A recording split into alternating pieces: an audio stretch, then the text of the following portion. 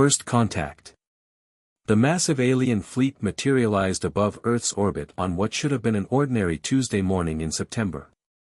The geometric vessels, looking like someone had raided a cosmic craft store for metallic origami supplies, might have caused more panic if half the planet hadn't initially mistaken them for Elon Musk's latest publicity stunt.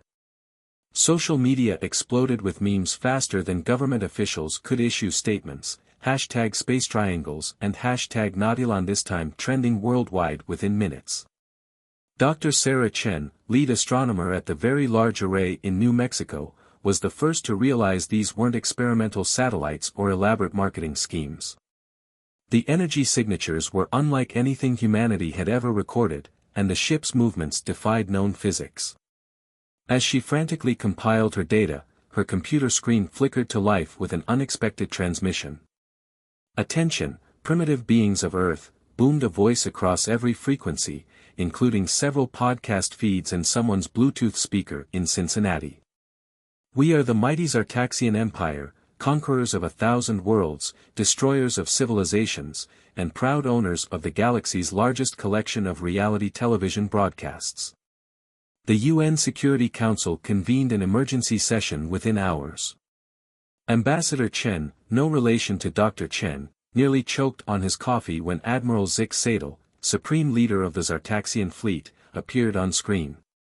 The alien commander stood resplendent in what appeared to be a knockoff Star Trek uniform, complete with shoulder pads that would make an 80s businesswoman jealous. "Your primitive weapons are useless against our superior technology," the admiral declared, gesturing dramatically with what looked suspiciously like a TV remote control. "We have studied your planet extensively through your broadcast signals and understand all your weaknesses."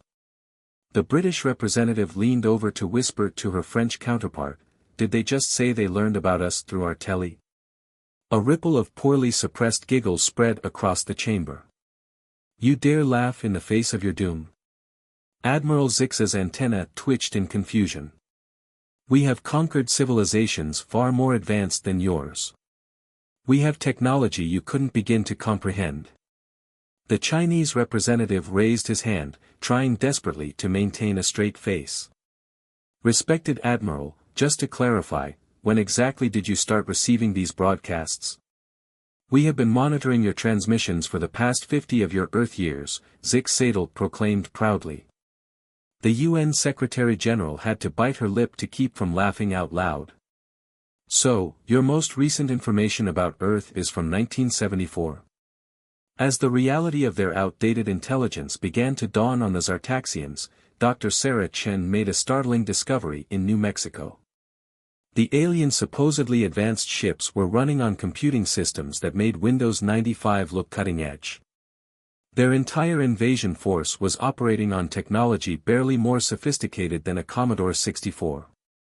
Meanwhile, in Silicon Valley, a young software engineer named Raj Patel watched the alien transmission with growing fascination. Between bites of his morning toast, he noticed something peculiar about the geometric patterns of the alien ships. They seemed to follow a predictable algorithmic sequence, like an ancient computer program running on a loop. "Hey, Siri," he muttered, "remind me to check if these aliens are running on COBOL." In their flagship above Earth, Admiral Zik Sadel was beginning to realize they might have made a terrible mistake. Their intelligence, gathered primarily from reruns of The Brady Bunch and early seasons of Big Brother, had failed to account for 50 years of human technological advancement. Lieutenant Kix, their youngest officer, had managed to access something called Wikipedia on their ancient computer systems. "Sir," he reported nervously, "according to this, humans now have quantum computing, artificial intelligence, and something called TikTok that I find deeply concerning." As the first day of Earth's most unusual first contact drew to a close, 3 distinct groups were forming their own plans. The Zartaxians, too proud to admit their mistake, began preparing for an invasion based on hilariously outdated information. The world's governments, struggling to take the threat seriously, started organizing a response while trying not to laugh at the aliens' retro technology. And a growing network of tech enthusiasts, led by Dr. Chen and Raj Patel, began to realize that Earth's best defense might lie in exploiting the invaders' comically obsolete systems. What none of them knew was that the Zartaxians had one advantage: their outdated technology was so primitive it was practically immune to modern cyber warfare. As Raj would soon discover, trying to hack an alien computer that ran on technology predating the internet was like trying to send an email to a toaster. But the Zartaxians had their own problems. Their entire battle strategy was based on neutralizing threats they'd observed in 1970s television shows. Their primary targets included disco clubs, drive-in theaters, and something they referred to in their files as the mysterious Studio 54. As night fell over Earth, Admiral Zix Sadel stood on his bridge, watching the glittering lights of cities below. "Tomorrow," he declared to his officers, "we begin our conquest by neutralizing Earth's most powerful weapons, their television broadcast stations. Without access to their precious Threes Company and MAS*H, their civilization will surely crumble." The social media war. The morning after first contact, Admiral Zix Sadel woke to discover his invasion had already gone viral, just not in the way he'd expected. #SpaceBoomer had become the most trending topic globally, accompanied by millions of memes comparing the Zartaxian fleet to outdated technology. Someone had even created a TikTok account pretending to be the Admiral, with videos explaining how to invade Earth using nothing but a VCR and disco balls. "What is this? TikTok?" Zix demanded, his antenna twitching as Lieutenant Kix showed him the videos on their retrofitted monitor. "And why do these humans keep calling us bestie?" The Zartaxian Command Center, with its blinking lights and whirring tape drives, was in chaos. Their cultural analysis team, which had spent decades studying The Brady Bunch and Happy Days, was struggling to understand why their threatening messages were being turned into something called reaction videos. Meanwhile, in Silicon Valley, Raj Patel had made a breakthrough. After an all-night coding session fueled by energy drinks and leftover pizza, he'd managed to intercept and decode some of the Zartaxian communications. What he found was both hilarious and concerning. Their entire battle network runs on BASIC, he explained to Dr. Sarah Chen over a video call. Not even modern BASIC. We're talking the kind of code you'd find on a calculator from 1975. The good news is they can't hack our systems. The bad news? We can't hack theirs either. Our modern technology is too advanced to be compatible with their ancient systems. Dr. Chen, who had been analyzing the aliens' energy signatures, had her own revelation. Their ship's force fields operate on principles similar to old cathode ray tubes. Basically, their entire defensive system is one giant, space-worthy television screen. The UN Security Council reconvened to discuss these findings, this time with better success at maintaining straight faces. The Russian representative had brought a vintage Commodore 64 as a visual aid, suggesting they might need it for diplomatic communications. But while the world's leaders were beginning to understand the technological gap, Admiral Zix Sadel was launching his first offensive. The Zartaxian fleet moved into position above major cities, ready to execute their master plan, which, according to their outdated intelligence, involved neutralizing humanity's primary communication hubs, television broadcast towers. Once we destroy their ability to transmit The Price is Right and Days of Our Lives, Zix declared confidently, their civilization will collapse into chaos. What the Zartaxians didn't expect was for humans to live-stream the entire attack. As their ships positioned themselves above TV towers, millions of smartphones turned skyward, capturing every moment. When they fired their weapons, which looked suspiciously like giant Atari light guns, the beams were deflected by the simple fact that most modern broadcasting was digital and satellite-based. The internet exploded with commentary. OMG, they really thought taking down TV towers would end civilization. Face with tears of joy #SpaceBoomer. Anyone else notice their weapons make the same sound as the Nintendo Duck Hunt gun? #Zartaxian Invasion. They're living in 1974 while we're in 2024 nail polish #Time Warp Takeover. But not everyone was simply laughing at the aliens. A group of retired engineers and computer science professors, who actually remembered programming in BASIC, had started collaborating online. They called themselves the Retro Defense Force and began working on ways to communicate with, and potentially counter, the Zartaxian systems. Among them was Margaret Peggy Wilson, an 82-year-old former IBM programmer who still kept a working PDP-11 in her basement.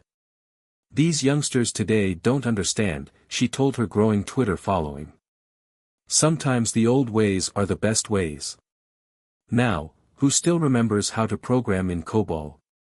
As day 2 of the invasion progressed, Raj and Dr. Chen made contact with Peggy and her group. Together, they began to formulate a plan that would use the aliens' technological disadvantage against them. But they needed one crucial piece of equipment, something that had been obsolete for decades. "We need to find a working Betamax player," Dr. Chen announced to her team. "And not just any Betamax, we need the rare Japanese model from 1975. According to our analysis, it's the only Earth technology that's fully compatible with Zartaxian communication systems." Meanwhile, aboard the Zartaxian flagship, Admiral Zix was facing his own crisis. His attempts to decode modern human communications were failing spectacularly. The ship's ancient computers crashed every time they encountered an emoji, and their cultural analysts were having nervous breakdowns trying to understand why humans kept communicating in something called memes. Supreme Admiral, Commander Nixer reported nervously, "We've intercepted something called a Reddit thread discussing our invasion. They're offering to help us set up our Wi-Fi." The Admiral's antenna drooped in confusion. What is Wi-Fi? But while the Zartaxians struggled with modern technology, they did have one unexpected advantage. Their ships, powered by what essentially amounted to 8-track tapes in space, were completely immune to modern cyber attacks. Every attempt to hack their systems failed because modern computers couldn't even recognize their technology as technology. As night fell on the second day of the invasion, both sides were preparing for their next moves. The humans had begun a global scavenger hunt for vintage electronics, while the Zartaxians, still believing they had the upper hand, planned their next attack based on their understanding of Earth from Charlie's Angels reruns. Little did either side know that the real game-changer was about to come from an unexpected source, a nursing home in Florida where a group of retirees had just dug out their collection of vintage ham radios and remembered exactly how to use them. The stage was set for a confrontation that would prove once and for all whether modern innovation would triumph over retro technology, or if humanity's salvation might lie somewhere in between, perhaps in the dusty basement of a retired programmer who never threw anything away. The Retro Revolution. The Sunshine Valley retirement community in Florida was experiencing an unprecedented surge of activity. What began as a casual mention of ham radios during afternoon bingo had evolved into a full-scale technological resurrection. Dozens of retirees had transformed the community center into a command post that looked like a 1970s Radio Shack had exploded inside it. At the center of it all was Dorothy Martinez, an 85-year-old former NASA communications specialist who'd helped coordinate the Apollo missions. Her fingers flew across the dial of a restored Hammerland SP-600 receiver with practiced ease. "You young folks overthink everything," she told Raj Patel, who was watching in amazement via video call. "These aliens aren't using anything more complicated than what we used to get men to the moon. The principle is exactly the same, just scaled up and wrapped in fancy geometric shapes." Dr. Sarah Chen had flown to Florida to coordinate with what the media was now calling the gray-haired Galaxy Guards. Her cutting-edge equipment sat unused while she learned the intricacies of analog signal processing from people who'd done it before computers were household items. "It's brilliant," she admitted to her colleagues back at the Very Large Array. "The Zartaxians can't intercept these transmissions because they're looking for digital signals. They don't realize we can still communicate the old-fashioned way." Meanwhile, in Silicon Valley, Peggy Wilson had become an unlikely social media star. Her TikTok tutorials on vintage programming were going viral, spawning a movement of young coders learning BASIC and COBOL. They called themselves retrocoders, and their Discord server had become a buzzing hive of activity where multiple generations shared knowledge about obsolete technology. Aboard the Zartaxian flagship, Admiral Zix Sadel was facing a crisis of confidence. Their initial attacks on broadcasting infrastructure had failed spectacularly, and their attempts to decode modern human communications were still crashing their systems. But most disturbing was the discovery that humans were actually beginning to replicate Zartaxian technology, albeit the Earth versions from the 1970s. Supreme Admiral, Lieutenant Kix reported, his antenna drooping with concern, the humans appear to be building communication systems that our scanners can actually detect. But that's impossible, they're supposed to be primitive. Impossible. Zix thundered, accidentally hitting the disco ball button again. They still hadn't figured out how to disable it. They must be using their advanced technology to trick our sensors. But it wasn't a trick. Across the globe, a remarkable renaissance of vintage technology was taking place. Ham radio operators were coming out of retirement. Computer museums were becoming military assets. And in garages and basements everywhere, people were digging out old equipment that hadn't seen the light of day in decades. The breakthrough came from an unexpected source. In Japan, a group of electronics enthusiasts had discovered that the Zartaxian ship's propulsion systems operated on principles surprisingly similar to the first-generation Sony Walkman. The aliens had essentially built interstellar spaceships powered by what amounted to cosmic cassette players. Dr. Chen and Raj worked with their international network of retrocoders to develop what they called Operation Rewind, a plan to use this knowledge to their advantage. But they needed one final piece of the puzzle, which only the residents of Sunshine Valley could provide. It's all about the harmonics, Dot explained, adjusting her hearing aid. These aliens are using amplitude modulation on a massive scale. It's just like the old days of radio, but they're using it for everything: communications, propulsion, weapons. They never developed past that point because, well, why fix what isn't broken? The plan they developed was audacious in its simplicity. Using restored ham radios and modified Walkman components, they would broadcast a signal that the Zartaxians couldn't ignore, because it would be in a format their systems would actually recognize. But there was a catch. To generate a signal strong enough to reach every Zartaxian ship simultaneously, they would need to coordinate hundreds of vintage transmitters across the globe. Each one would need to be precisely calibrated and operated by someone who understood the old technology. We'll need to create the largest analog network since the 1960s, Raj realized. And we'll need to do it without using any modern technology that might tip off the aliens. The UN Security Council, which had finally stopped giggling every time they received a Zartaxian transmission, approved the plan. Operation Rewind was given the green light, and a most unusual recruitment drive began. Retirement communities became command centers. Radio clubs found themselves classified as military assets. Electronics museums were transformed into strategic facilities. A global network of elderly enthusiasts, young retrocoders, and vintage technology collectors began working together in what one social media wit dubbed the most powerful AARP meeting in history. But the Zartaxians weren't idle. Though baffled by modern technology, they had begun to detect the surge in analog signals. Admiral Zix, believing this to be a sign that humanity was regressing to a more primitive state, saw it as confirmation of their superiority. See, he declared to his commanders, they abandoned their complex digital systems and returned to the true path of analog.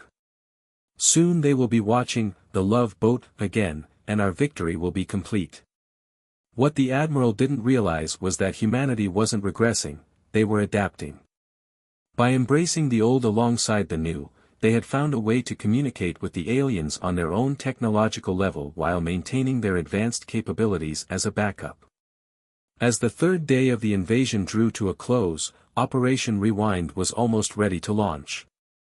Around the world, thousands of people who remembered the pre-digital age were preparing to show the Zartaxians that sometimes the old ways were the best ways, especially when dealing with space invaders who thought Pong was cutting-edge technology. In her Florida retirement community, Martinez made one final adjustment to her ham radio and smiled. "You know," she told Dr. Chen, "I never thought I'd get to save the world with one of these old things. My grandkids always said I should throw it away."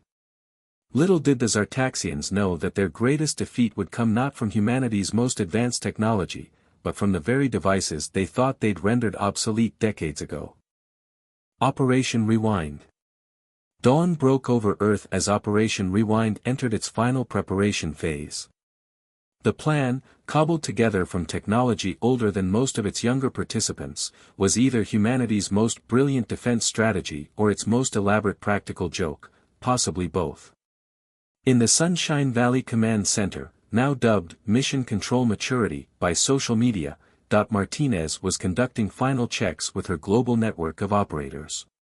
Her arthritis cream sat next to a restored Vietnam-era military radio set, and she'd swapped her usual floral house dress for a t-shirt reading, "Okay Boomer, watch this." Remember, she broadcast to her worldwide team of senior operators, "We're not just fighting aliens, we're showing these kids that sometimes the best solution isn't an app."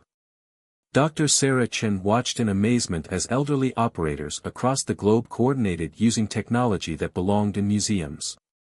They weren't just working the equipment, they were working it with the kind of intuitive understanding that only came from decades of experience. Meanwhile, aboard the Zartaxian flagship, Reality Winner, Admiral Zix Sadel was growing increasingly paranoid about the surge in analog signals.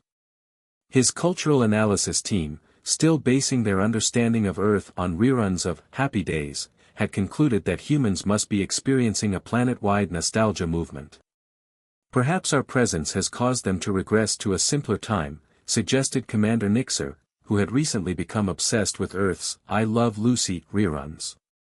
"Soon they'll abandon their smartphones and return to proper technology, like 8-track tapes." Lieutenant Kix, who had been secretly binge-watching YouTube videos about modern Earth, though his ancient computer could only buffer 10 seconds at a time, tried to warn them. "Sir, I don't think they're regressing. I think they're..." Silence. Zix thundered, accidentally activating the ship's disco ball again. "Our plan is working perfectly. Soon Earth will be as technologically pure as our own glorious empire." In Silicon Valley, Raj Patel and Peggy Wilson had assembled what they called the Retro Response Team, a mix of young coders and retired programmers working together to coordinate the global network of vintage equipment. They'd set up shop in the Computer History Museum, surrounded by the very machines they were now using to save the world. "It's like poetry," Peggy mused, her fingers flying across a restored PDP-11 keyboard. "These machines were obsolete yesterday, but today they're our secret weapon." The plan itself was elegantly simple, though its execution required precise timing and coordination. Using the global network of ham radios, modified Walkmans, and other vintage equipment, they would broadcast a signal that would interact with the Zartaxians' own technology in a very specific way. "Think of it like a remix battle," Raj explained to UN officials, "but instead of music, we're using electromagnetic frequencies that their ships can't ignore because they're literally running on the same technology." The signal itself was a masterpiece of retro engineering. Hidden within its analog waves was a program written in pure BASIC, designed to infiltrate the Zartaxians' ancient computer systems. But unlike modern cyber attacks, this one would feel perfectly natural to their outdated technology, like slipping a new 8-track tape into an existing player. As the hour of execution approached, humanity held its breath. The Zartaxian fleet hung in the sky, their ships still attempting to jam television broadcasts that had gone digital decades ago. They remained blissfully unaware that their greatest threat would come from technology they considered contemporary to their own. "All stations, stand by," Dot's voice crackled across the radio network. "Remember your training. Remember the days when adjusting the antenna was an art form. And for heaven's sake, remember to keep your dentures in, we need clear communications." In orbit, Admiral Zix was preparing to announce his final ultimatum to Earth. He had dressed for the occasion in what he believed to be the height of human fashion, a leisure suit with massive lapels and a disco-era medallion. "Citizens of Earth," he began broadcasting, "your primitive technology is no match for." That's when Operation Rewind began. Across the globe, thousands of vintage transmitters activated simultaneously. Ham radio operators who hadn't touched their equipment in decades worked their dials with practiced precision. Modified Walkmans spun up, sending carefully calibrated signals skyward. Even a restored UNIVAC computer, brought out of retirement from the Smithsonian, played its part. The effect on the Zartaxian fleet was immediate and spectacular. Their ships, designed to process analog signals just like the ones now filling the air, began to respond automatically. Guidance systems recalibrated themselves. Communication arrays shifted frequency. Computer banks whirred to life, eagerly accepting what they recognized as perfectly compatible input. Admiral Zix's transmission cut off mid-sentence as his ship's systems began responding to the flood of vintage signals. The massive view screen on his bridge flickered and displayed something that made his antenna curl in horror, a loading screen from a Commodore 64. "What is happening?" he demanded, just as the disco ball activated again, but this time, it wouldn't turn off. Around the world, elderly tech operators grinned as they fine-tuned their equipment, knowing that for once, their refusal to throw away old technology had made them humanity's first line of defense. Their grandchildren, who had once mocked their collections of ancient equipment, watched in awe as they conducted this symphony of obsolete technology. But Operation Rewind was only beginning. The real question remained: would this bridge between past and present be enough to save humanity from invaders who thought dial-up internet was science fiction? The final reboot. The Zartaxian fleet hung motionless in Earth's orbit, their ship's systems thoroughly compromised by Operation Rewind. Inside the flagship, Admiral Zix Sadel watched in horror as his command console displayed the last thing he expected to see, a blinking cursor and the words, "Load *81. "What sorcery is this?" he demanded, antenna twitching frantically as more retro computer commands scrolled across his screens. Behind him, the bridge's disco ball spun wildly, now synchronized to the beat of "Stayin' Alive," which somehow began playing through the ship's communication systems. Down in Sunshine Valley's command center, Dot Martinez allowed herself a small smile as she fine-tuned her radio frequency. "You know," she told Dr. Chen, "back in my day, we didn't need fancy graphics or touch screens. All you needed was a command line and a little imagination." The basic program hidden within Operation Rewind's analog signals was now fully uploaded to the Zartaxian fleet's computers. Written by the unlikely collaboration of retrocoders and retired programmers, it was a masterpiece of vintage programming that made the aliens' own code look advanced by comparison. In Silicon Valley, Raj and Peggy watched their monitoring equipment as the program began its work. "It's like watching a reunion tour of all the greatest hits of computer history," Raj mused as familiar commands from the dawn of computing scrolled across their screens. The program itself was elegantly simple, designed to communicate with the aliens in the only language their systems truly understood, pure, unadorned BASIC.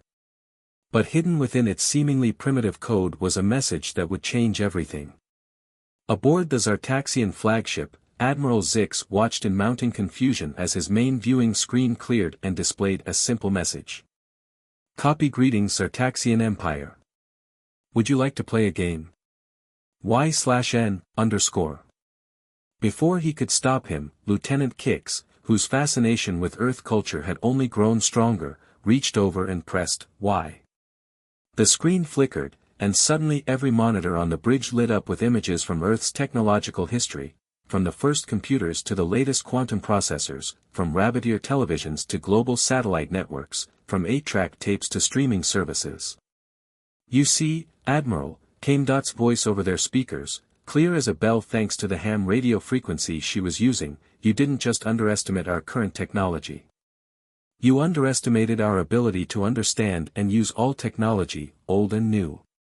The program continued its work, systematically demonstrating to the Zartaxians just how thoroughly they had misunderstood Earth's technological evolution.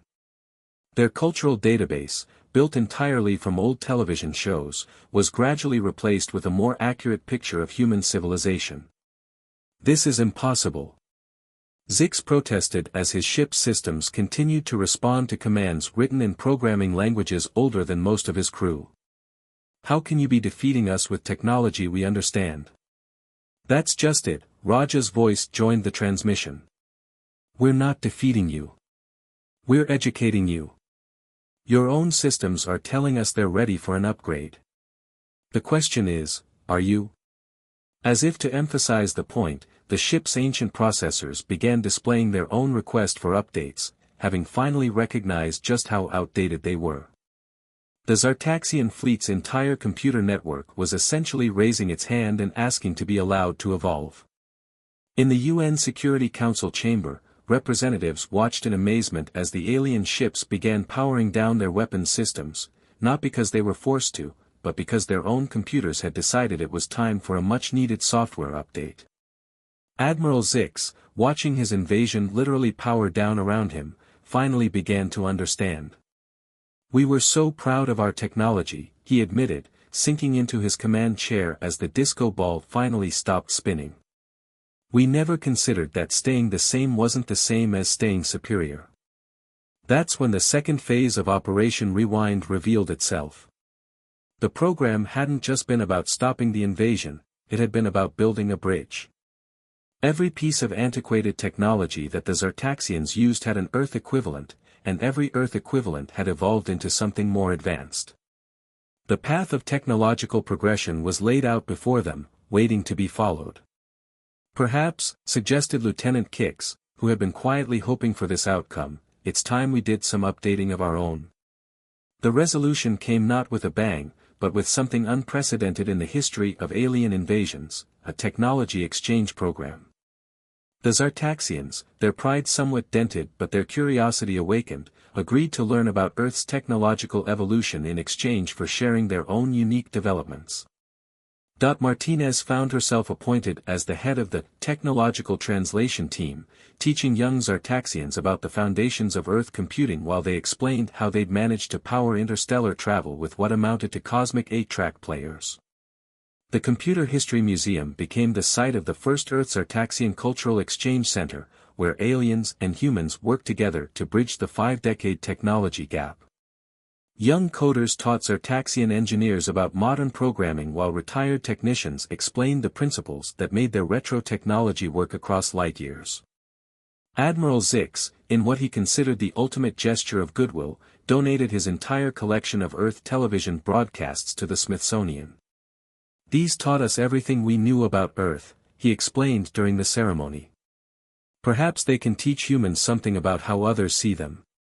1 year after the invasion that never quite was, Earth had gained interstellar travel capabilities. Even if they were somewhat retro, the Zartaxians had discovered the internet, and were already addicted to cat videos, and a new field of study emerged, retro-astro computing. In the end, the greatest discovery wasn't that aliens existed, or even that vintage technology could save the world. It was the realization that progress doesn't mean abandoning the past, it means building upon it. As liked to tell her new Zartaxian students while teaching them to program in BASIC, sometimes you need to look backward to move forward. Also, please stop trying to reboot my coffee maker. Just because it makes noise doesn't mean it needs an upgrade.